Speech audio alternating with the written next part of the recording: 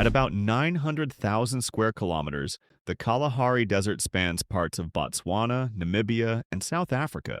While not a desert in the traditional sense, it gets more rainfall than true deserts like the Sahara. It's still an extremely arid, sparsely populated region. Looking at a map of its population density, you'll see only a scattering of small towns, mostly centered around sources of water or areas with some vegetation. The Kalahari is one of the least densely populated regions on Earth, with vast stretches of land where human presence is minimal. Although the term Kalahari Desert often conjures images of endless sand, it's more accurately described as a semi-arid savanna, made up of red sands, thorn scrub, and dry grasslands. It covers much of Botswana, eastern Namibia, and parts of northern South Africa, roughly 70% of Botswana alone. But why do people live here? What's the largest settlement, and what is life like in such a remote, challenging environment? Let's explore the Kalahari and find out. Before we dive into modern life, let's take a look at the Sand People, the indigenous inhabitants of the Kalahari. The San, sometimes called Bushmen, have lived here for tens of thousands of years, longer than almost any other surviving culture on Earth. They traditionally lived as hunter-gatherers, adapting brilliantly to the harsh desert environment, and passing on complex knowledge of water resources, edible plants, and tracking animals.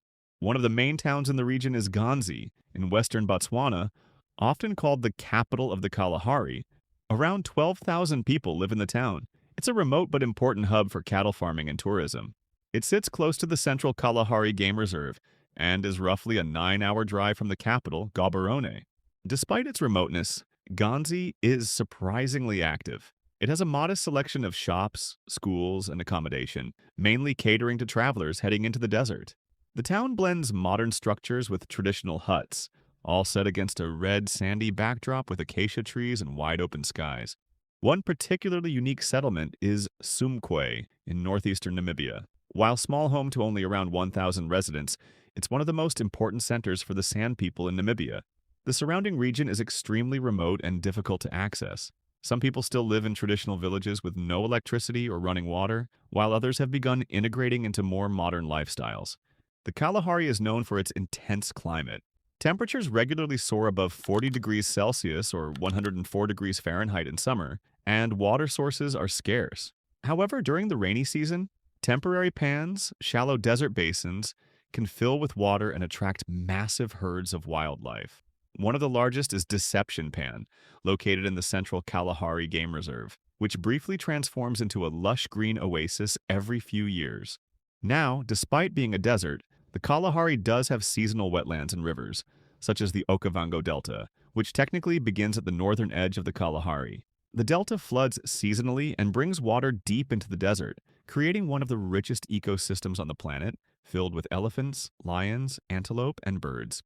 When we think of the desert, air travel probably doesn't come to mind, but surprisingly there are small airstrips throughout the Kalahari, mostly used for safari tourism and emergency services.